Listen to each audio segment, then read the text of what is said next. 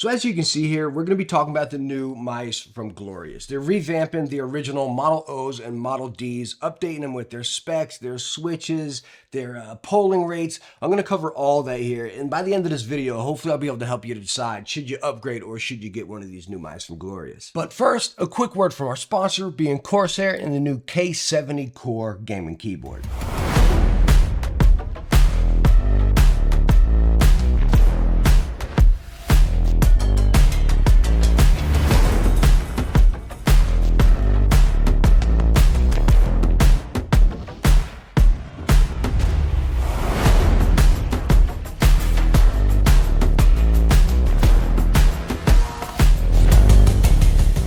To find out more information on the Corsair K70 keyboard, take a look at the links right down in the description. Now, you all know I'm not one to sit here and really harp on specs. That's not me saying specs aren't important. For example, these products, they are spec upgrades, right? But I like harping on specs when you can really notice them, notice the improvements, or again, the degradation of them. That's when I mention them.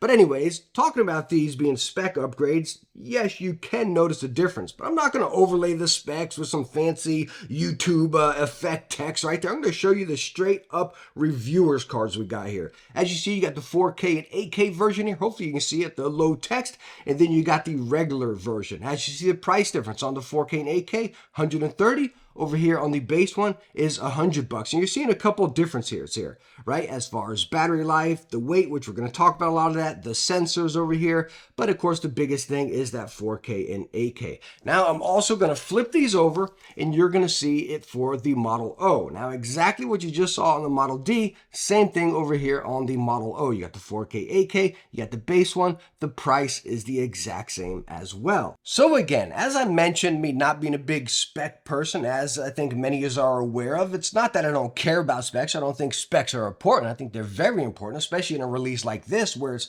pretty much a spec upgrade, kind of like the G Pro 2 that just came out, right? I think they are important when you can notice that, whether that be good or bad. And that's a lot of the talking points here with these mice, but we're going to cover everything. Now, I'm not going to sit here and cover the shape and dimensions of these mice. Hopefully you just saw them on the cards, but we all know the shape and dimensions of these mice. But I do want to cover the weight real quick here. And talking about this one being the 4K, on the Model D, I do have these feet on it, so keep that in mind. But I mean, you're talking minimal weight difference here. Anyway, slapping this on a scale, we're getting 63.4. Again, this is the 4K, 8K version. Now, slapping the regular version on here, we're getting 60. Can you guys see that? You're getting right at 62 grams. Now coming over to the Model O, this is the 4K, 8K version, 59.5. Now coming over to the regular, I got the blue tape on here still, but that's minimal, 57.9. So you can see that the 4K, 8K version has a mild weight increase there, but honestly, in the hand, you cannot tell a difference at all. Now, before we get into those specs and the performance and did we notice the improvements there, there's only one area we can start with the Glorious mouse that I honestly think, and I think a lot of you will agree with as well, that is the build. Glorious has been known to have some rough build issues, some QC issues and whatnot. So we're going to cover that first. Now, my primary used mouse throughout this whole batch here was the Model D, the 4K, 8K version here. These feet don't come on it, by the way. You can put them on. I just put them on. We'll talk about that more in the use, but it just comes with the 4 in the corners there. But as far as the core build of this, again, we're using the heck out of this mouse. I don't have any creaking, no flexing, no nothing like that. And I've used the heck out of this mouse. Now, I did also use the base one here, not as much as this, and still no flexing over there. I used a little bit, well, not this one. I used the 4K version of the Model O here, and still a very, very solid build. No flexing, no creaking, no nothing. And as you see, you got the blue feet on there, so no one should be able to mistake if the plastic is on there. But as far as my primary use, the one that got the most hours out of this is the Model D 4K, 8K version here. And again, no flexing, no nothing. But that is not saying the build is perfect on these. I'm going to kind of jump ahead here a little bit. They're using optical switches. I want to give you a sound test across them. Now, they all got the same switches, so I'm just going to give you a sound test of the D and the O, and then I'm going to talk about the buttons here because this is kind of part of the build as well.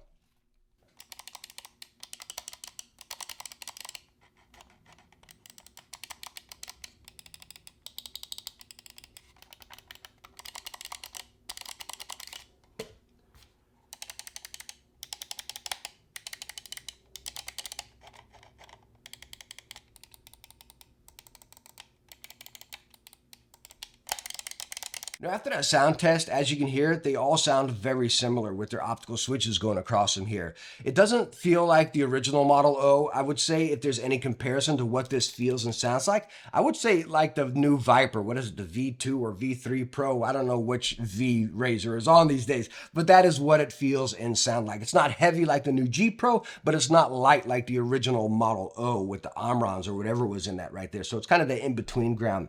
Now, talking about that, that's just 1 and 2.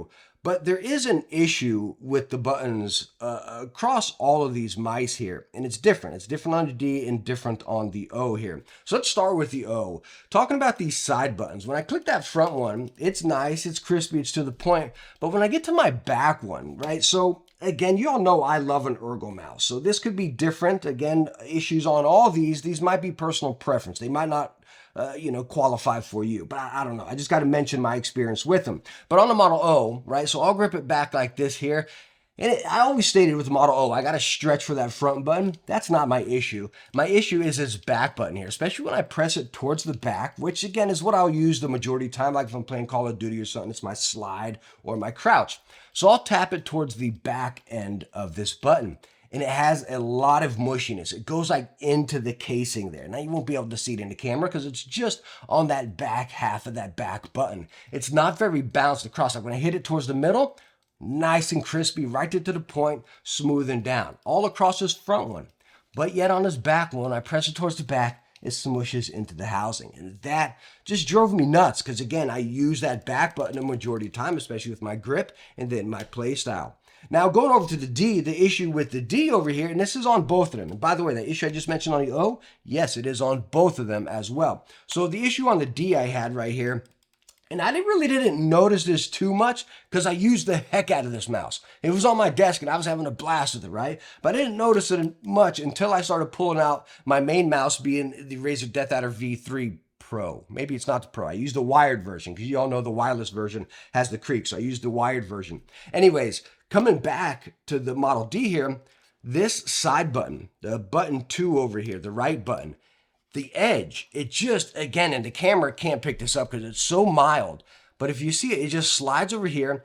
The lip of the button slides over a little bit. So you're using an ergo mouse, you're gripping this mouse, right? And my finger would slide up here and just hit up against that.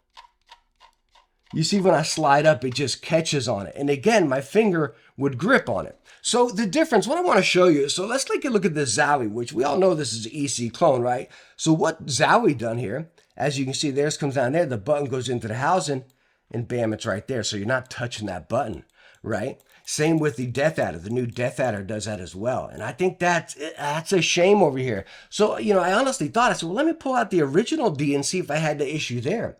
And lo and behold, that issue is not there, right? It just slides up. Now, again, it's not going into the casing like we saw on the Zowie, but it's in line. The buttons are in line with the actual shell. So are these two issues personal preference? You let me know down in the comments. Me personally, I put them as far as build, and yes, they can be potential deal breakers for me. All right, so I know we kind of started on a rough foot right there, but hopefully I still have you with me, and I want to talk about their performance and being able to notice it. By the way, as you see, the 4K dongle here is this nice big chunky deal, rubber foot on the bottom states 4K on it. Over here on the regular version, and again, this is same for O and the D, they just look just like this. You got your dongle that's inside here, and then you got this adapter, which again has a rubber foot on it. Now the cool thing is the cable that comes with it, it's not a bad cable either here. It's not too stiff, not too loose. Feels just like the one that I use on my Death Adder, but it's really cool. You got this little notch up here, so you let you know which way it goes in, and it's the same cable. So if you want to run it with,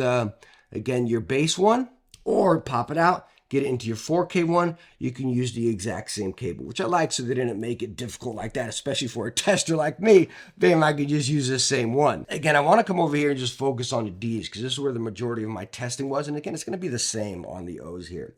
So talking about the 4K D, you can plug it in wired and you can get 8K again, but I'm running wireless 4K here, okay?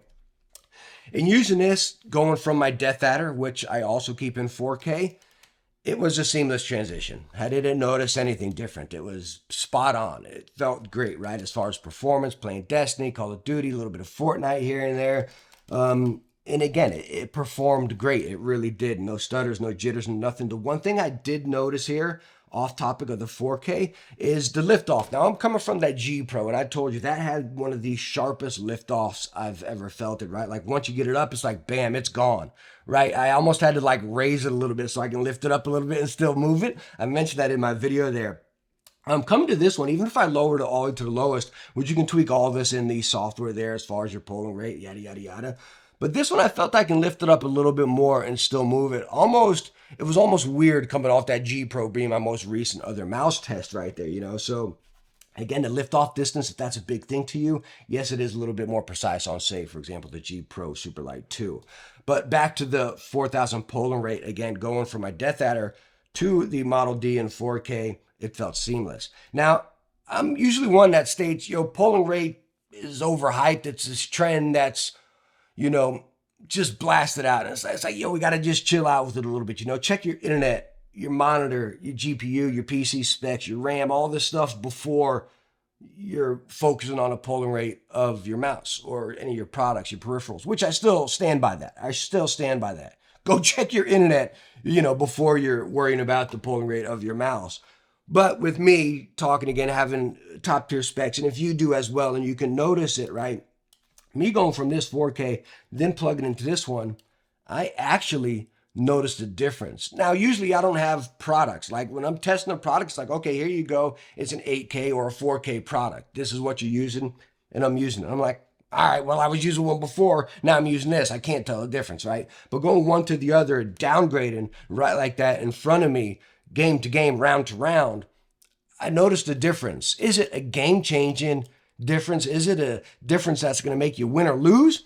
No, I don't think so. It's more or less just, man, it's one of those things that's hard to explain, right? It's like, right, warm butter compared to butter that's in the fridge, right? Talking about smooth as butter, right? Maybe that's a good example right there. You know what I mean? So, coming to this one, like you can tell more of a difference, and I'm at the home screen, I'm just looking at my cursor and just scrolling around. You can see, you don't see like those jitters behind that cursor. It's almost like, bam, it's precise right there. Now, of course, this is also going to play into your monitor.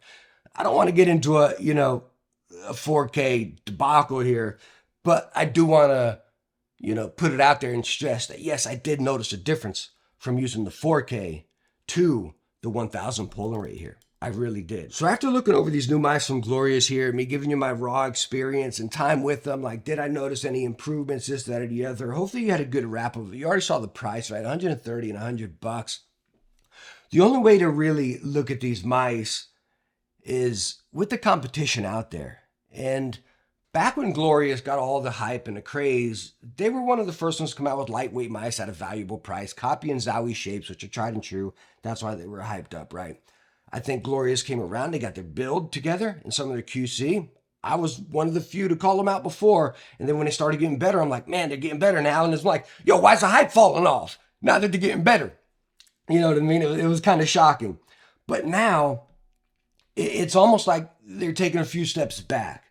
These flaws, as mild as they may sound, again, when you're spending $100 or $130, I'm sorry, that's good money. I don't think there should be any flaws. I'm sorry, I just don't. Glorious, you just piece it together. It's like you're building that puzzle and you're always just missing that one last piece. And that's what exactly I feel like this is here. So no, as much as I like these products and I think they're pretty good, I think they need some, just again, a good look over. In Glorious, you need to look over these and kind of tune them up here. But I think with the competition out there, Lamzu, the new Logitech, especially what Razer's offering, Pulsar, you got a lot of options at these price ranges now, right? Glorious is not in this one class offering these budget awesome mice, there's lots of competition. And I honestly think Glorious just has to find that last puzzle piece. So anyways, thank you so much for stopping by and watching my review on a new mice from Glorious. I hope I was able to help you out, even with my raspy voice and my sweats here. Y'all know I'm coming off the virus here. And oh my gosh, it's absolutely horrible. But again, I hope I was able to help you out. If I was, please hit that thumbs up. Don't forget to subscribe. And I hope to catch you in the next one. Bye now.